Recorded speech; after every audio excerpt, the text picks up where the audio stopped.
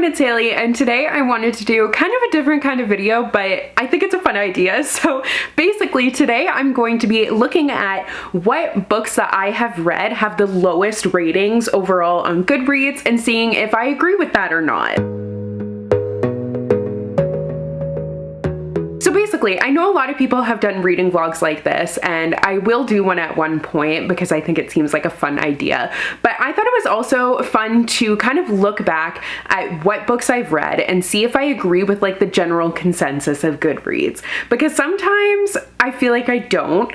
Most of the time I think that I do, but I guess today we're actually going to see. So I'm just going to sort things by the average rating and lowest to highest. And the average rating, like, it fluctuates a lot because it changes as people are reading the books, and it can be skewed data sometimes, so like take it with a grain of salt. But say someone that like people don't like, they come out with a book, then they'll rate it like 1 star, which brings the average rating down. Or sometimes people who don't like the first book will then like not even read the book. A lot of times what I mean basically is people will rate something very low without having read it. The same thing happens with really high ratings as well. So it's kind of like, it's just for fun. Of course, the Goodreads app had a load error, which is really unfortunate, but the app can be very buggy in my experience. So I can't say I'm surprised, but I hope that I am able to actually get it to load. We're still waiting at this moment. Oh, there we go. Another load error as I was trying to sort it the other way. I swear, I don't know what it is, but Goodreads, like, I love the service, but their actual like software can seem so archaic in comparison to other apps. I always have problems with it. But let's see. So average rating, we will try again. We're gonna, fingers crossed this works. I'm gonna have so much footage for this video, but literally half of it is just going to be me sitting here waiting for Goodreads to load. There we go. Okay, so I have it highest to lowest, and then we got a load error. Why are you like this? Tap to reload, tap to reload. Oh my goodness. Goodreads is just ruining like all of my filming plans today, which is exceptionally rude. Okay, there we go. So the first lowest rated book that I have read is Pride and Prejudice and Mistletoe by Melissa de la Cruz. So this has an average rating of 2.64, and I actually read this when I did give ratings, and I gave this one a 2.5. So I seem to agree with the general consensus. I remember reading this, and it was just like kind of a cutesy Hallmark movie. It didn't have that much else going for it. I didn't think it was bad at all, but I just kind of felt really average about it. Taking a look at some of the other reviews, a lot of people are saying that it had great promise. They liked the idea of gender swapped characters, which was an interesting twist, but overall it just wasn't really well done. A lot of people didn't like the writing for it, and they hated it. It seems to be that like a lot of people felt like the book had a lot of potential, but it never actually lived up to that. So I think they were kind of overhyped by the concept, but then didn't end up getting what they were hoping. Some people, however, did go in like with the general consensus being that a lot of people didn't like it. They went into it with low expectations, and they did end up enjoying it somewhat. So this is a 2.64 average rating based on 5,743 ratings. Next up is After Alice by Gregory Maguire, which I rated this when I gave ratings, and I gave this one a 4 out of 5 stars. Meanwhile, the average rating is a 2.81, and my review literally just says, I have a lot of thoughts, review to come. We knew I was lying. The review never ends up coming, but I really enjoyed this one, and I think you should take that with a grain of salt because I was kind of set up to enjoy it. I love Alice in Wonderland. I love Victorian times, and this was like a twist between Victorian times but also Alice in Wonderland. So you had kind of the two things that I'm interested in, and I believe I read it at the time that I was also studying like Alice and studying Victorian children's literature in university. So it just kind of all went together. But this has an average of 2.81 based on 11,176 reviews. And a lot of people, I remember looking like, because I knew going into this book that it was really low rated, but I remember the main issue is people thought it was super pretentious, which is understandable. Maybe it didn't bug me because, like, honestly, being an English major, you deal with a lot of pretentious people on a daily basis. That's not just exclusive to English majors, but that's just the way that it is. The other main complaint is that it was kind of just dull and boring and didn't have all that much going on in it, which I think is one of the things that I enjoyed about it, because, like, it just allowed me to enjoy Alice and that kind of interwoven story that the author was able to create. There's complaints that it's too wordy and not a bit interesting to read, and a lot of people ended up DNFing it because of that. So it's kind of like Alice in that way, where it's an acquired taste. Like, I'm 0% insulted whenever people don't like a book that I've loved, because, I mean, everyone reads different books. Like, I, chances are, have hated a book that someone else has loved, and that's totally fine. I never will understand why people get very personally offended by that, but I think it's interesting to, like, see the other side of things and see what other people are feeling. But I think a lot of people just felt that this was just a bit too pretentious for them. There was a bit too much wordiness that kind of was like essay-like, and I understand that's not everyone's cup of tea. Alice isn't everyone's cup of tea because of the nonsense in it. Like, whenever someone tells me that, oh, I need to read it, I'm like, you're probably gonna hate it, because a lot of people do. Like, so many people tell me, I'm sorry, I tried to read it and enjoy it, but I didn't like it, and that's fine. Like, you tried, that's great. You didn't even have to try, but it's totally fine. I understand, and this kind of had an acquired taste of writing, just as Alice does. Alice is more nonsensical, but after Alice kind of had that mix of nonsense, but also mixed with more, like, analytical writing, if that makes sense. I don't think that's really what I'm looking for, but yeah. Next is Kind of a Big Deal by Shannon Hale, and this one I 100% agree with. Okay, this is one of the books, like, there's very few books like this, but there's a few books that I look back on and I'm like, I did actually, like, hate that book, because I hesitate to say I hate any books, because there's people out there who liked it. I don't want anyone to feel bad, and also, like, hate's a really strong word. Like, if I dislike something, there's obviously, like, a couple of redeemable qualities to it, but I felt like Kind of a Big Deal had, like, none, which was really, really sad, because I love Shannon Hale so much. I've loved all of her other books that I've read so far, so this one was just a letdown. But this has an average rating of 2.83, and this one I didn't give a rating because by this time I had stopped giving ratings, but I mean, I'm sure you can figure out what the rating would be. So this is an average of 2.83 based on 2,922 reviews. I was hoping that that was going to load a little bit faster. So the main critiques of this one, a lot of people didn't like the writing style. They didn't like the main character, which I can definitely agree with.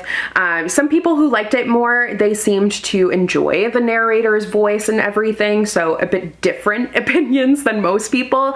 And a lot of people were also bored to tears by the book. I do have to agree with, like, the main critique being that the book is kind of messy. It has an interesting concept, but the execution of it is really all over the place, because that's exactly how I felt. And another issue that people point out that I concur with is the fact that the characters read so young. Like, they're supposed to be kind of on the older end of teenagers, but they read like they were middle grade, and that's fine. I think this book would have been a lot better if it was middle grade, if that side of things was kind of leaned into a little bit more. But it was weird because the character is supposed to be on her own, so she's kind of in, like, an older situation, but she reads like a child, so it was really, really strange. I think that kind of sums up the main thoughts on this book. I really hope that people, like, this isn't the only book by Shannon Hale that they decide to read. The Books of Bayern series, why couldn't I think of it? The Books of Bayern series by her is fantastic, and I highly recommend that. It is fantasy, so it is different, but she has so many books in, like, every single age range, and this is the only one that I've read and been really disappointed. Like, Book of a Thousand Days by her, I also read and enjoyed. It was just this one absolutely missed the mark for me, and obviously quite a few other people as well. Next is The Betrothed by Kira Cass. So this one, I gave it a 2-star rating, but then I commented that it's probably closer to a 1.5, but honestly it's probably maybe a little bit lower than, no. I'll stay with a 1.5. But this has an average rating of 3 stars, and that is based on 29,241 reviews. So that's the most that we've talked about so far. Some of the main complaints are that the main character, a lot of people really disliked. They found her to be not that intelligent, and she just never really got better. People also thought that overall the book was just kind of not a lot happened, and I definitely agree with that. Obviously, like, my rating is even lower than the average rating, so I definitely do think that this is it's one to skip. The Selection series, the 3 books of the Selection series, so the Selection, the Elite, and the One, those 3 absolutely read. The other 2 in the Selection series, you can skip, and then this one, you can definitely skip. I will say I went into this with like, not high expectations, but I went into it really excited because I loved the Selection so much, and this was her first book that she was coming out with from the Selection. Like, she had another one that she had written and self-published, and then it was picked up by the publisher, and that one I read and I didn't like, The Siren, but this one I didn't like less than that or more, depending on how you want to look at it. But this one seemed the most like the Selection, is what I'm trying to say. So that's why I was the most excited for it. You had royalty again, and it totally missed the mark. It never really developed into anything. Like this person says, like, the characters all lacked personalities, and the romance was completely flat. There was no connection there. There was no connection with anything. Someone also said that they literally had 0 expectations for this, and somehow they're still the slightest bit disappointed. So, oh dear, yikes. It just, like, I don't know. I wanted a lot more for this one. I understand completely people's complaints, because there's a moment like in the latter half of the book where it's really boring. Like, you've just been kind of doing nothing. And then there's like this thing that's supposed to kind of like tug on your heartstrings, this big dramatic event. And I just didn't care, which is why I was like, wow. This was not like, because you should be sympathetic for what's happening to these characters and these people, but it's just, it doesn't happen because it was just so flat. The characters, the plot, everything about it was flat. So I understand why people don't like this one, but like, I would say stick with the Selection. That one's a lot more fun. Next up is The Land of 10,000 Madonnas by Kate Hadamard, and this has an average rating of 3.07. And I really need to click on it before I start talking, but I start talking first. So that's based on just 614 ratings, so that's not that many. But I gave this a 1.5, maybe if I'm feeling generous. Well, are we feeling generous today, past Hailey? And I just said that was just wildly disappointing. I don't remember why though, because that's literally the only thing that I wrote about it, and I don't really remember this book. So it's about 5 teens backpacking through Europe to fulfill the mysterious dying wish of their friend. I honestly don't remember this book at all, but let's see what the other people are saying to give me a better idea of maybe why I didn't like it. So the concept sounded amazing. Sadly, it didn't deliver on that notion. It was really confusing, changing in between points of view between a handful of characters without warning, and changing from the present to flashbacks in the past. The characters were just really quirky and pretentious and awful to one another. So kind of this person's comparing it to John Green and Jennifer Niven's characters. The entire cast was just like really, I think, caricatures of that almost is what it's seeming like, and they were just too odd to be remotely realistic. It seems like the overall thing is the writing and the characterization. The plot, not that many comments on, but the writing seems to be kind of all over the place and a little bit disjointed, and then the characters, there seems to be a lot of issues with that. I cannot remember if I agree with those opinions, but that does seem like something that would annoy me as well. Next up is Hidden Sea, a tale of the once and future Nutcracker by Gregory Maguire once again. So Gregory Maguire seems to write some controversial books. So this one has an average rating of 3.17, and that is based on 6,539 ratings. I'm curious if Wicked has such low ratings. Like, kind of, like it's not great. So I wonder if people just don't really mesh with his writing. So Wicked has an average rating of 3.54, which is like kind of average. But anyways, Hidden Sea is A Tale of the Once and Future Nutcracker. As I said, it's a Nutcracker retelling. And I listened to this audiobook a couple Christmases ago. I gave it a 2 out of 5 stars. I didn't write a review, which is very unhelpful. I've been trying to do that more, but then I kind of fall off the wagon and then it gets overwhelming. So then I just don't write reviews anymore. But it's so helpful when I'm going to plan videos or doing videos like this to see what I thought, because I forget everything. But I remember, like, I thought this was cool. I think I kind of liked the concept more than I did the actual execution of it. And I listened to the audiobook for that one. I can't remember if I said that or not. So a lot of people found that the story was kind of just uncompelling. It lacked depth and richness, which seems to be kind of like the idea of like the general consensus for most of his books, or at least the 2 that I've looked at so far. So once again, disjointed story, those kind of common complaints with that one. Next up, I'm just going to talk about this one really quick because I truly hated it, but this is one that I read for school. I can't remember what class it was in university. I think it was my class on romantic literature, and we read Northanger Abbey and then this one, because Northanger Abbey is kind of like poking fun at this book, but the book that I'm talking about is The Castle of Otranto by Horace Walpole. So I give this 1, and its average rating is 3.18. It's definitely like, it's a classic Gothic. It's not for everyone. I understand some people would kind of like it, but this is based on 27,838 ratings. But yeah, quite a few people had to read it for school and didn't like it. Like, I will say, I didn't go into it being like, I'm reading this for school, so I'm gonna hate it. Like, no, as an English major, so I was expecting or hoping I would like it, but oh my god.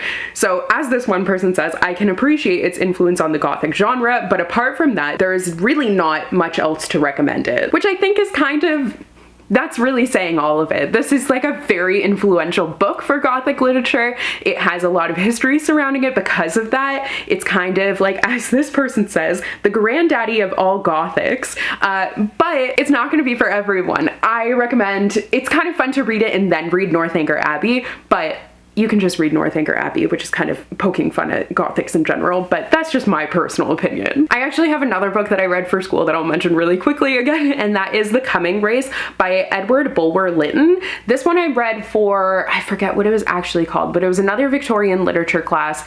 I can't remember what the exact topic of it was, but oh my god, I hated this book. It has an average rating of 3.24 and I give it a 1. It was so dull and so boring, and I had the hardest time getting through it. Like, absolutely not. I think that one's one of the first, not one of the first, but like one of the early sci-fis as well. Correct me if I'm wrong, but I think that is the deal with that one. Next, moving on, we have This Darkness Mine by Mindy McGinnis. So this has an average rating of 3.22 stars, and that is based on 2,553 ratings. And I gave this a 1 out of 5 stars. I really did hate this book. This one I remember HarperCollins had an event in Toronto, and then I had driven up with my dad, and then we were driving back, and I read it on the drive back because I had gotten an arc of it there, and I hated it. I was so excited because Mindy McGinnis wrote Female of the Species, which I really enjoyed, but this just kind of like undid all of the work of Female of the Species, if that makes sense. It was just, there were so many moments that were uncomfortable and overall problematic. I really didn't like this one. I feel like other people also have the same thoughts of it being like a very strange book, but also kind of messed up in its execution and everything. Yeah, it just did not like that one. This video is actually turning out much longer than I expected, so maybe I'll do a couple more, and then if you would like to see me do a video like this again, I can definitely do it. Like, I can do a whole series of videos if you would like, seeing if I agree with the average rating on Goodreads. But the next book that I'll talk about is Real Men Knit by Kwana Jackson, which has an average rating of 3.29 stars, and that is based on 6,762 ratings. So I actually really liked this one. I thought it was really good. I didn't give it a rating because at this point I'm not giving ratings, but I thought it was really good. Like, I really enjoyed reading it. I had a good time, and it's one that I would personally recommend. I thought it was such a cute and fun, lighthearted romance, so I would be curious to see what people are saying. This person just says not my cup of tea, which fair. Oh, I just actually saw that there's a sequel coming out. When is this coming out? What? It has such a cute cover. Oh, it's coming out in July, but there's a sequel coming out called Not Again. How cute. I'm gonna have to definitely pick that one up, but I still need to find why people don't like this one. So a lot of people found that the book was kind of boring. As this says, a disappointment sundae with sleeping pills on top. Wow. The writing was very repetitive. There was some 2004-esque girl hate reminiscent of a rom-com, following a quirky female lead and her co-star, the internalized misogyny that causes her to hate a hot woman. That's fair. Like, I think that's definitely a fair critique. The main thing seems to be that it's kind of boring and the romance is too realistic is what this person is saying. So it's not really that grand or what you're expecting from reading a romance book. A lot of people think that it's not really a romance book, like it goes beyond that. I can see that because it does deal with grief as a main topic, but yeah, the main consensus as I'm scrolling through, like one of the main words that's showing up is boring. I didn't find that. I enjoyed it, but you know, to each their own. Okay, so I think that's the last book that I'm actually going to talk about today because this video is already so long. So definitely let me know. I would be happy to do a video like this again, but thank you guys so much for watching. I hope you enjoyed. Don't forget, like, it's the average opinion of just a bunch of people out there. It's not a big deal. Don't be personally offended by it. I know most of you probably aren't, but just in case anyone feels bad, don't feel bad. Like, people absolutely hate my favorite books all the time and it's totally fine. So I hope you guys enjoyed today's video and I will see you guys in another one soon. Bye!